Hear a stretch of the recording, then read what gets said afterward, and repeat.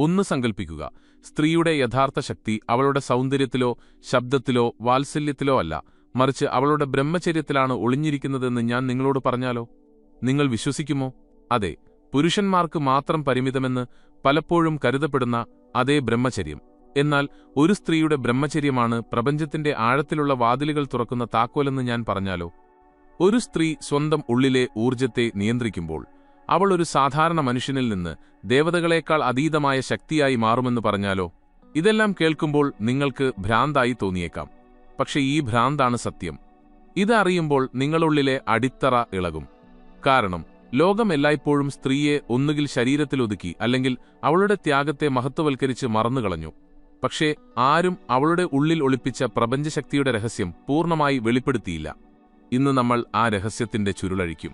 ഒരു സ്ത്രീയുടെ ബ്രഹ്മചര്യം എങ്ങനെയാണ് അവളുടെ ആത്മാവിനെ മാത്രമല്ല സമൂഹത്തിന്റെ മുഴുവൻ ബോധത്തെയും മാറ്റാൻ കഴിയുന്നതെന്ന് നമ്മൾ കാണും.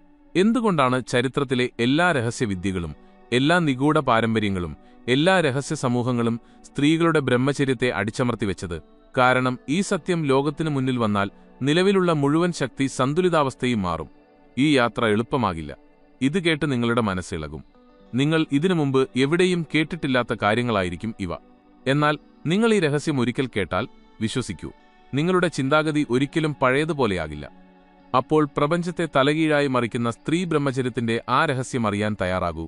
ഈ രഹസ്യത്തെക്കുറിച്ച് നിങ്ങൾ ഇന്നുവരെ അറിഞ്ഞിട്ടില്ലെങ്കിൽ ഈ വീഡിയോ നിങ്ങളുടെ ചിന്താരീതിയെ എന്നേക്കുമായി മാറ്റും. വീഡിയോ അവസാനം വരെ കാണുക, നിങ്ങളുടെ ഉള്ളിലെ മറഞ്ഞിരിക്കുന്ന ശക്തിയെ അനുഭവിക്കുക.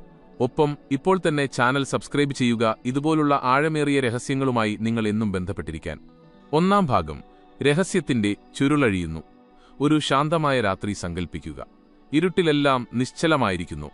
നിങ്ങൾ ഒരു ക്ഷേത്രത്തിന്റെ തകർന്ന അവശിഷ്ടങ്ങൾക്ക് മുന്നിൽ നിൽക്കുന്നു. ക്ഷേത്രം തകർന്നിരിക്കുന്നു, പക്ഷേ അതിന്റെ ഭിത്തികളിൽ കൊത്തിയ ലിഖിതങ്ങൾ ഇന്നും തിളങ്ങുന്നു.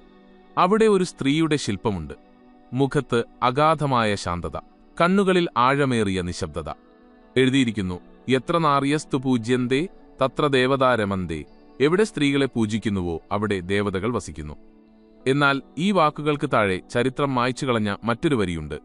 സ്ത്രീ തന്റെ ബ്രഹ്മചര്യത്തിന്റെ അഗ്നിയെ സ്വായത്തമാക്കിയാൽ അവളുടെ ഉള്ളിൽ പ്രപഞ്ചത്തെ മുഴുവൻ ഇളക്കിമറിക്കാനുള്ള ശക്തി ഉണരുന്നു.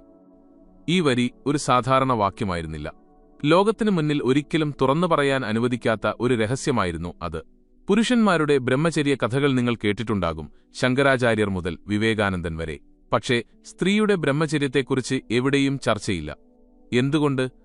കാരണം ഒരു സ്ത്രീ അവളുടെ ഉള്ളിലെ ഊർജ്ജത്തെ സ്വായത്തമാക്കിയാൽ അവളുടെ കഴിവത്ര വലുതാകും. അത് നിലവിലെ മുഴുവൻ അധികാരവ്യവസ്ഥയെയും ഇളക്കിമറിക്കാൻ കഴിയും. നമ്മുടെ സമൂഹം എല്ലായ്പ്പോഴും സ്ത്രീയെ രണ്ടറ്റങ്ങളിൽ കെട്ടിയിട്ടു. ഒന്നുകിൽ അവളെ ദേവിയാക്കി ആരാധിക്കുക, അല്ലെങ്കിൽ ശരീരമാക്കി ഉപയോഗിക്കുക. പക്ഷേ സ്ത്രീ ഒരു ജീവനുള്ള ശക്തിയാണ്, പ്രപഞ്ചത്തിലെ അഗാധമായ ഊർജ്ജത്തിന്റെ ഉറവിടമാണ് എന്ന സത്യം മറച്ചുവയ്ക്കപ്പെട്ടു. ഒന്ന് ചിന്തിച്ചു നോക്കൂ, സ്ത്രീയുടെ ശരീരം വെറും പ്രത്യുത്പാദനത്തിനുള്ള ഉപകരണം മാത്രമല്ല, അവളുടെ ഉള്ളിലെ ഗർഭപാത്രം തന്നെയാണ് സൃഷ്ടിയുടെ പരീക്ഷണശാല. അവൾ തന്റെ ഊർജ്ജം ചിതറുമ്പോൾ സമൂഹം മുന്നോട്ടു പോകുന്നു, തലമുറകൾ വളരുന്നു. പക്ഷേ അതേ ഊർജ്ജം തടഞ്ഞു നിർത്തുമ്പോൾ, സ്വായത്തമാക്കുമ്പോൾ എന്ത് സംഭവിക്കും? അപ്പോൾ സ്ത്രീ യോഗിനിയായി മാറുന്നു, തപസ്വിനിയായി മാറുന്നു. വാക്കുകളിൽ ഒതുക്കാൻ കഴിയാത്ത ഒരു ശക്തിയായി അവൾ മാറുന്നു. പുരാതന ഗ്രന്ഥങ്ങളിൽ വിവരണങ്ങളുണ്ട്.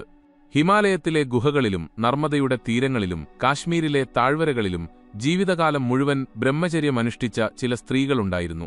അവരുടെ സാന്നിധ്യം അത്രത്തോളം തേജസ്സുള്ളതായിരുന്നു. അവരുടെ അടുത്ത് ഇരുന്നാൽ തന്നെ മനസ്സിന്റെ എല്ലാ വാസനകളും കെട്ടടങ്ങുമെന്ന് ആളുകൾ പറയുമായിരുന്നു.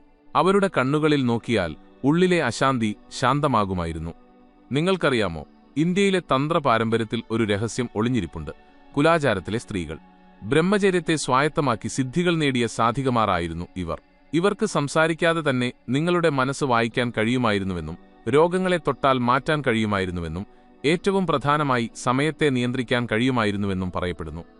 രണ്ടാം ഭാഗം, ബ്രഹ്മചര്യത്തിന്റെ യഥാർത്ഥ അർത്ഥം. ഇനി ചോദ്യം ഇതാണ്, എന്താണ് ബ്രഹ്മചര്യം? വെറും ശാരീരികമായ സംയമനം മാത്രമല്ല. ബ്രഹ്മചര്യം എന്ന വാക്കിനർത്ഥം ബ്രഹ്മത്തിൽ ചരിക്കുന്നത് എന്നാണ്.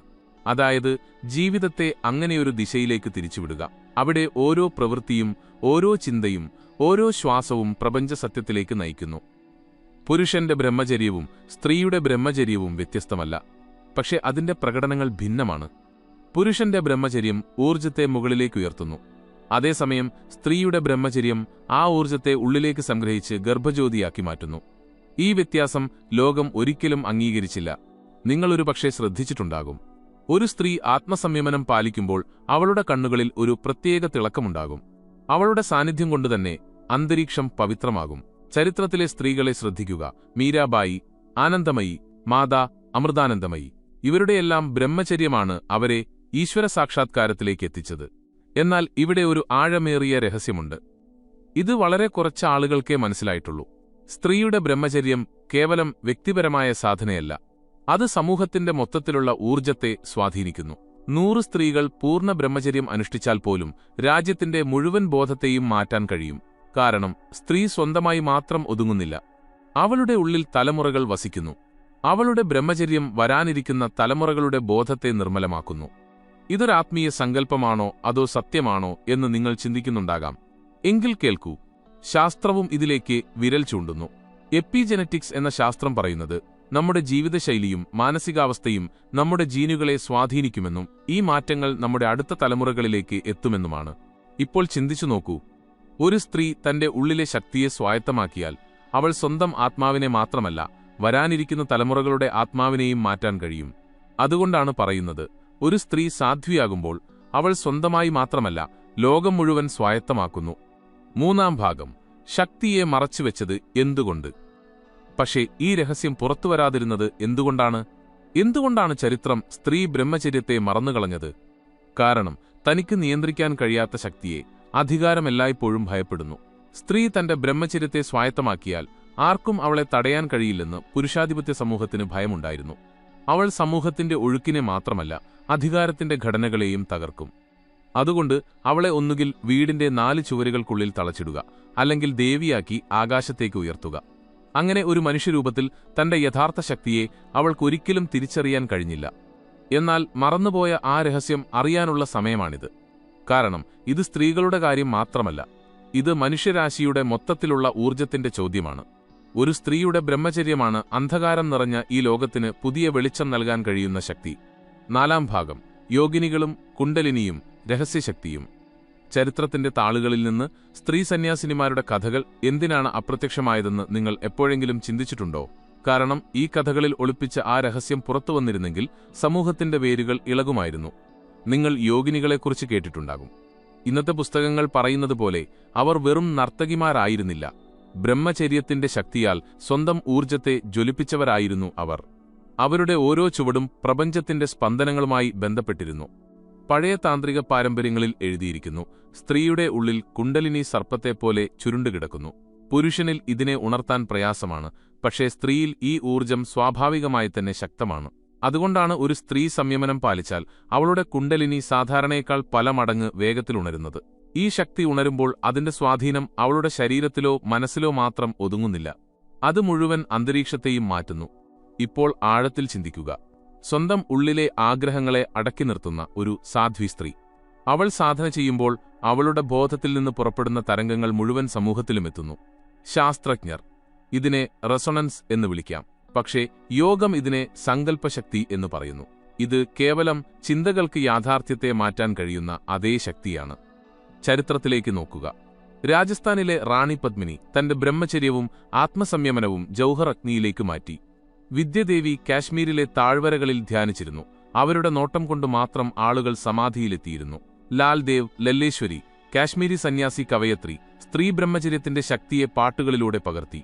ഇവരുടെയെല്ലാം കഥകൾ പുസ്തകങ്ങളിൽ വളരെ കുറവായി മാത്രമേ കാണപ്പെടുന്നുള്ളൂ. കാരണം അധികാരികളെ ഭയപ്പെടുത്തിയ ആ സത്യത്തെക്കുറിച്ച് ഇത് ലോകത്തിന് ബോധ്യപ്പെടുത്തി കൊടുക്കുമായിരുന്നു. 5-ാം ഭാഗം. പരമമായ സത്യം. പക്ഷേ യഥാർത്ഥ ചോദ്യം ഇതാണ്: സ്ത്രീ ബ്രഹ്മചര്യത്തിന്റെ ശക്തി ഇത്ര ഭീകരമായി കണക്കാക്കപ്പെട്ടത് എന്തുകൊണ്ടാണ്? എങ്കിൽ കേൾക്കൂ. സ്ത്രീയുടെ ശരീരം അവളുടേത് മാത്രമല്ല, അത് ഭാവി തലമുറകളുടേതു കൂടിയാണ്. അവൾ ചെയ്യുന്ന ഏത് സാധനയും അവളുടെ ആത്മാവിനെ മാത്രമല്ല, അവളുടെ വംശത്തെയും സമൂഹത്തിന്റെ ബോധത്തെയും ബാധിക്കുന്നു. അവൾക്ക് വേണമെങ്കിൽ തലമുറകളെ വാസനകളിൽ മുക്കിത്താഴ്ത്താം, അല്ലെങ്കിൽ അവരെ തേജസ്സുള്ളവരാക്കാം. അതുകൊണ്ടാണ് എല്ലാ യുഗങ്ങളിലും അധികാരം സ്ത്രീയെ ഒന്നുകിൽ ഉപഭോഗ വസ്തുവാക്കി മാറ്റുക, അല്ലെങ്കിൽ അമ്മയുടെ രൂപം നൽകി തടഞ്ഞു നിർത്തുക ചെയ്തത്. കാരണം അവൾ ഒരു സാധ്വിയായി മാറിയാൽ അവളുടെ ശക്തി ഏത് രാജാവിനും ഏത് സാമ്രാജ്യത്തിനും ഒരു വെല്ലുവിളിയാകുമായിരുന്നു. ഇന്നത്തെ ലോകത്തിൽ ഇതിനെന്താണ് പ്രസക്തി എന്ന് നിങ്ങൾ ചിന്തിക്കുന്നുണ്ടാകാം. പക്ഷേ ഇവിടെയാണ് യഥാർത്ഥ രഹസ്യം ഒളിഞ്ഞിരിക്കുന്നത്. നമ്മുടെ മാനസികാവസ്ഥ നമ്മുടെ DNA സ്വാധീനിക്കുമെന്ന് ആധുനിക ശാസ്ത്രം പറയുന്നു. ഒരു സ്ത്രീ സംയമനം പാലിച്ചാൽ അവളുടെ ഉള്ളിലെ ഓരോ കോശവും നിർമ്മലമാകും. ഈ നിർമ്മലത അവളുടെ ഗർഭത്തിൽ നിന്ന് ജനിക്കുന്ന ജീവിതത്തെ സ്വാധീനിക്കുന്നു. അതുകൊണ്ടാണ് പറയുന്നത്, അമ്മ എങ്ങനെയായിരിക്കുന്നോ അതുപോലെയായിരിക്കും കുട്ടിയുടെ സംസ്കാരം. എന്നാൽ ആ സ്ത്രീ തന്റെ ഗർഭത്തെയും സംയമനത്തിന്റെയും ബ്രഹ്മചര്യത്തിന്റെയും ശക്തിയാൽ നിറച്ചാലോ? ചിന്തിച്ചു നോക്കൂ, എത്ര അത്ഭുതകരമായ തലമുറയായിരിക്കും ജനിക്കുക. ഇനി മാനസിക തലത്തിൽ നോക്കാം. ഒരു സ്ത്രീ തന്റെ വാസനകളെ നിയന്ത്രിക്കുമ്പോൾ അവളുടെ മനസ്സ് പുറം ലോകത്തിനു പകരം ഉള്ളിലേക്ക് തിരിയുന്നു. ഈ വഴിത്തിരിവ് അവളെ ഒരു സാധാരണ മനുഷ്യനിൽ നിന്ന് അസാധാരണ വ്യക്തിയായി മാറ്റുന്നു. ബ്രഹ്മചര്യം ഒരു സ്ത്രീക്ക് നൽകുന്നത് അഗാധമായ ഉൾക്കാഴ്ച, തകർക്കാനാവാത്ത ഓർമ്മശക്തി, ഏറ്റവും പ്രധാനം മനഃശാന്തി എന്നിവയാണ്. അതുകൊണ്ടാണ് മഹത്തായ സന്യാസിനിമാരുടെ വാക്കുകൾക്ക് അത്രത്തോളം സ്വാധീനമുണ്ടായിരുന്നത്. ലക്ഷക്കണക്കിന് ആളുകൾ അവരുടെ മുന്നിൽ നമസ്കരിച്ചിരുന്നത്. ഒരു അമ്മയുടെ നോട്ടത്തിന് എത്രത്തോളം ശക്തിയുണ്ടെന്ന് നിങ്ങൾ എപ്പോഴെങ്കിലും ശ്രദ്ധിച്ചിട്ടുണ്ടോ? അതേ അമ്മ ആത്മസംയമം പാലിച്ചാൽ അവളുടെ നോട്ടം വാളിനേക്കാൾ മൂർച്ചയുള്ളതാകും. അവളുടെ അനുഗ്രഹം വരദാനമായി മാറും, അവളുടെ ശാപം കാലനായി മാറും. ഇതൊന്നും വെറും കെട്ടുകഥകളല്ല. ഇത് മനഃശാസ്ത്രത്തിന്റെയും ഊർജ്ജശാസ്ത്രത്തിന്റെയും ആഴമേറിയ രഹസ്യങ്ങളാണ്. 6ാം ഭാഗം, സമൂഹത്തെ മാറ്റുന്ന ശക്തി. ഇപ്പോൾ ഒന്ന് സങ്കൽപ്പിക്കുക, ആയിരക്കണക്കിന് സ്ത്രീകൾ ബ്രഹ്മചര്യം അനുഷ്ഠിക്കുന്ന ഒരു സമൂഹം. ആ സമൂഹം എങ്ങനെയായിരിക്കും? അതൊരു ഭോഗത്തിന്റെയും ഉപഭോഗത്തിന്റെയും കേന്ദ്രമായിരിക്കില്ല. അതൊരു ബോധത്തിന്റെ ക്ഷേത്രമായിരിക്കും. അവിടെ ഓരോ സ്ത്രീയും ഇരുട്ടിൽ വെളിച്ചം പരത്തുന്ന വിളക്കായിരിക്കും. വരാനിരിക്കുന്ന തലമുറകൾക്ക് ദിശ കാണിക്കുന്ന ധ്രുവനക്ഷത്രമായിരിക്കും. പക്ഷേ ഇന്നത്തെ സമൂഹം എന്തു ചെയ്തു? സ്ത്രീയെ ഫാഷൻ, ആകർഷണം, ഉപഭോഗം എന്നിവയിൽ ഒതുക്കി. OTV പരസ്യങ്ങൾ മുതൽ സോഷ്യൽ മീഡിയ വരെ എല്ലായിടത്തും സ്ത്രീയുടെ ഊർജ്ജം ചൂഷണം ചെയ്യപ്പെടുന്നു. കാരണം ആധുനിക വ്യവസ്ഥിതിക്കറിയാം, സ്ത്രീയുടെ ബ്രഹ്മചര്യം ഉണർന്നാൽ അവൾ ഈ മുഴുവൻ വ്യവസ്ഥയെയും തകർക്കുമെന്ന്. അതുകൊണ്ട് യഥാർത്ഥ പോരാട്ടം പുറം ലോകവുമായിട്ടല്ല. യഥാർത്ഥ യുദ്ധം ഉള്ളിലെ ആഗ്രഹങ്ങളെ ജയിക്കാനുള്ളതാണ്. ഈ യുദ്ധം ജയിക്കുമ്പോൾ സ്ത്രീ മഹാശക്തിയായി മാറുന്നു. അവൾ സ്വന്തം ജീവിതത്തെ മാത്രമല്ല, ലോകത്തിന്റെ ഗതിയെയും മാറ്റിമറിക്കുന്നു. അതുകൊണ്ടാണ് പുരാതന ഋഷിമാർ പറഞ്ഞത്, ഒരു സാധ്വിയുടെ ഒരു ദിവസത്തെ തപസ് 1000 സാധകന്മാരുടെ ഒരു വർഷത്തെ തപസ്സിനേക്കാൾ വലുതാണ്. 7ാം ഭാഗം, അവസാന സന്ദേശം. ഇതാണ് അവസാന സന്ദേശം.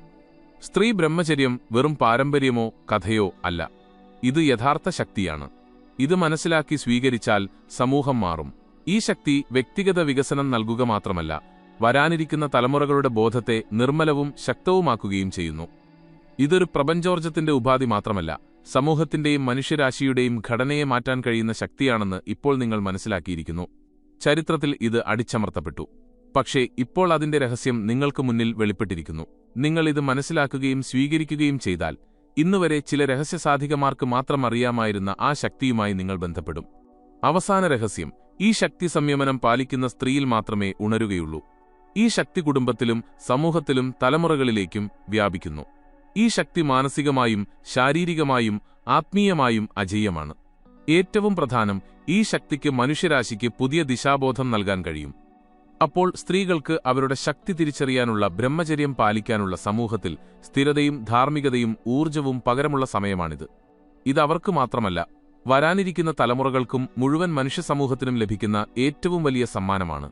അവസാനമായി, ഇപ്പോൾ നിങ്ങൾ സ്ത്രീ ബ്രഹ്മചര്യത്തിന്റെ ഒളിപ്പിച്ച രഹസ്യം അറിഞ്ഞിരിക്കുന്നു. നിങ്ങളുടെ ഉള്ളിലെ ശക്തിയെ തിരിച്ചറിയാനും ഉണർത്താനും നിങ്ങൾ തയ്യാറാണോ എന്ന് ചിന്തിക്കുക. അതെയെങ്കിൽ ഉടൻ ലൈക്ക് ചെയ്യുക, നിങ്ങളുടെ സുഹൃത്തുക്കളുമായി പങ്കിടുക, ചാനൽ സബ്സ്ക്രൈബ് ചെയ്ത് ബെൽ ഐക്കൺ അമർത്തുക. അതുവഴി ഇതുപോലുള്ള ആഴമേറിയതും നിഗൂഢവുമായ സത്യങ്ങളിൽ നിന്ന് നിങ്ങൾ ഒരിക്കലും അകന്നുപോകാതിരിക്കാൻ. താഴെ കമന്റ് ചെയ്യുക, നിങ്ങളുടെ ഏറ്റവും വലിയ തിരിച്ചറിവ് എന്തായിരുന്നു എന്ന്. കാരണം ഈ രഹസ്യം കാണുന്നവർക്കുള്ളതല്ല, മനസ്സിലാക്കുന്നവർക്കുള്ളതാണ്.